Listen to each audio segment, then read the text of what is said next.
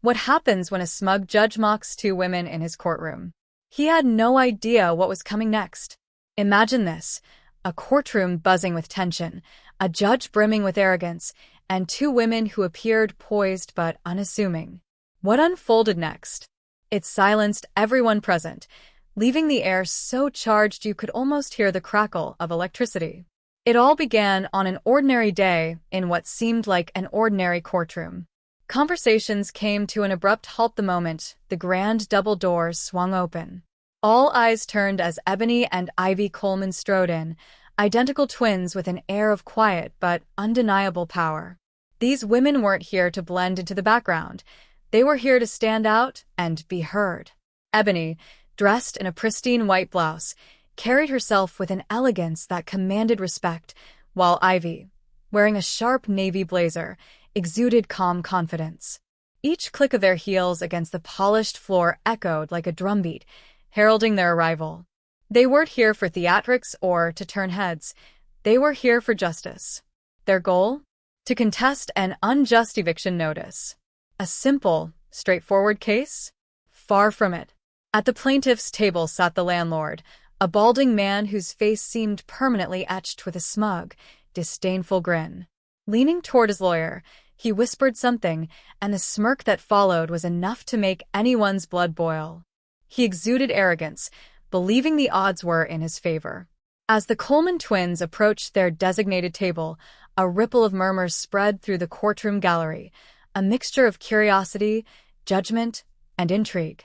The chatter was quickly silenced by the sharp rap of Judge Randall Grayson's gavel. Known for his abrasive demeanor and bias toward the privileged, Judge Grayson's reputation preceded him. His sharp, narrow eyes scanned the twins, his expression oozing with contempt. "Ladies," he began, his tone dripping with condescension as he stretched out the word like it tasted bitter.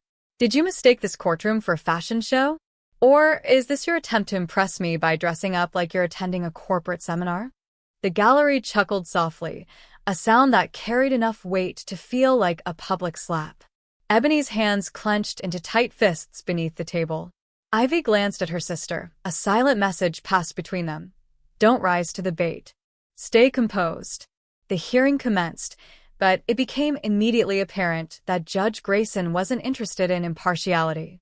He interrupted the twins at every opportunity, his tone laced with sarcasm and hostility. At one point, he sneered, "Let me guess, you two think you're entitled to special treatment? Perhaps you've been watching too much TV." Despite the venom, Ivy remained unshaken. Her voice was steady as she calmly rebutted the judge's interruptions with irrefutable facts. Ebony, though brimming with frustration, mirrored her sister's composure, presenting their case with precision and clarity. They meticulously highlighted the landlord's unethical practices, pointing to illegal clauses in the eviction notice and presenting evidence so damning it was impossible to ignore. With each point, Judge Grayson's expression grew darker, his annoyance barely concealed. Finally, he leaned forward, his gaze piercing. "You may have fooled others," he said icily, "but not me. I see right through your type." The gallery gasped, a collective intake of breath as though the entire room couldn't believe what had just been uttered. Ebony's jaw tightened, but Ivy placed a reassuring hand on her sister's arm. Their eyes met briefly, a silent agreement not to let this man rattle them. The atmosphere in the courtroom was suffocating. The tension was a taut string ready to snap, with every spectator leaning forward, eagerly anticipating the twins' response. Yet Ebony and Ivy remained steadfast, their resolve unbroken even as the storm of hostility raged around them. As the hearing concluded, the twins left the courtroom and stepped into the marble lobby. The grandeur of the space was cold and unforgiving, a reflection of Judge Grayson himself. Though they carried the weight of humiliation and the sting of the judge's venomous remarks, they didn't waver. Before they could regroup, a reporter descended upon them, microphone in hand and camera rolling. "Miss Coleman, care to comment on Judge Grayson's remarks?" The twins exchanged a glance, their unspoken bond stronger than ever. The story wasn't over. The battle for justice had just begun. What happens when the judge's smirk meets two Army veterans' unshakable resolve? This courtroom drama had everyone on edge. The courtroom saga wasn't over. Not by a long shot. Moments after enduring Judge Grayson's biting words and the reporter's invasive questioning, Ebony and Ivy Coleman found themselves face to face with the man himself. His footsteps echoed ominously behind them, a deliberate rhythm that sent a shiver through the already tense air. Judge Grayson approached with the swagger of someone who believed he was untouchable, the self-proclaimed ruler of justice.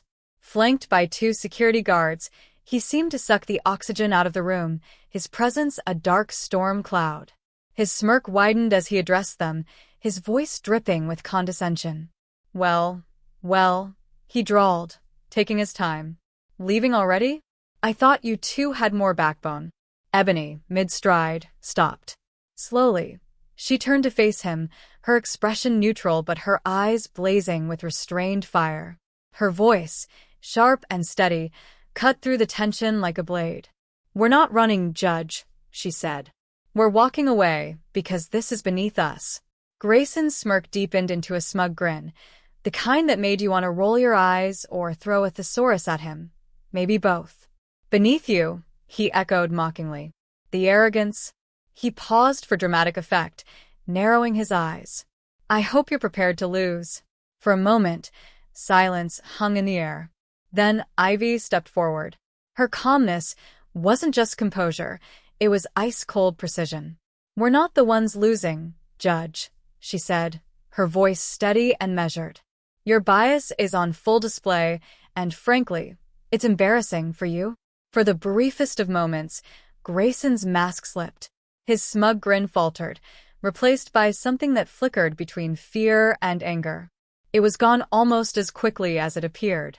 Straightening his tie, he delivered his parting shot. Watch yourself, young lady, he said, his tone icy. Disrespecting a judge doesn't end well. Ivy didn't flinch. Her gaze never wavered as she responded, neither does disrespecting justice. The twins turned on their heels and walked away, their footsteps clicking in perfect unison. The marble floor seemed to echo their defiance, a stark contrast to the silence that followed in their wake. A plan unfolds. Once outside, Ebony's composure finally cracked. Pacing near the curb, she hissed in frustration. Who does he think he is? She demanded, her voice low but sharp. He thinks he's untouchable, Ivy. He doesn't even know who we are. Ivy leaned casually against their car, arms crossed, watching her sister with a small, knowing smile. When she finally spoke, her voice was calm and deliberate. Then maybe it's time we remind him, she said. Ebony stopped pacing, her frustration melting into curiosity. What are you thinking? She asked. Ivy's smile widened, a mischievous glint in her eyes. Oh, you'll see, she replied. The return to the courtroom. The next time Ebony and Ivy stepped into the courtroom, the atmosphere was electric. Word of their confrontation with Judge Grayson had spread, and now every seat was filled. People lined the back wall, craning their necks for a better view. The Coleman twins had become the talk of the town, and the public was eager to see what would happen next.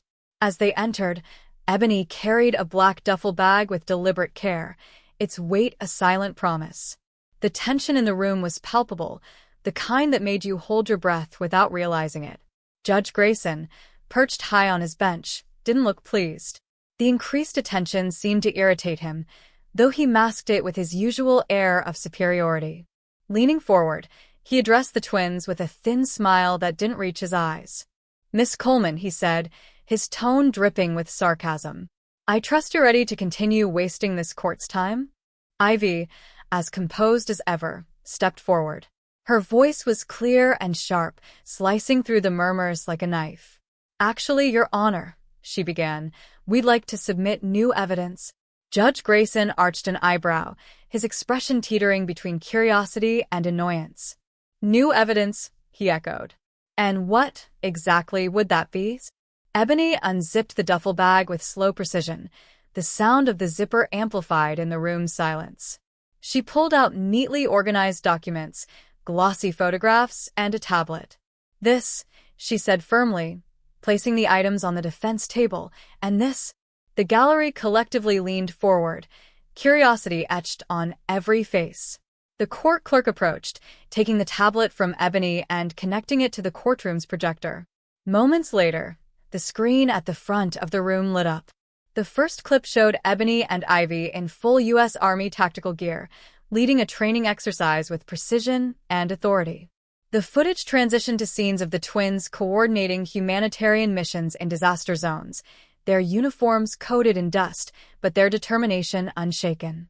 Another clip showcased them instructing soldiers in advanced combat techniques, their commands firm and confident. The gallery erupted into whispers, the collective gasp of astonishment spreading like wildfire. Even Judge Grayson couldn't hide his surprise as he watched the footage, his usual smirk replaced by something that looked a lot like unease. The twins stood silently, their presence commanding the room as their past spoke for itself. They weren't just anyone. They were forces to be reckoned with.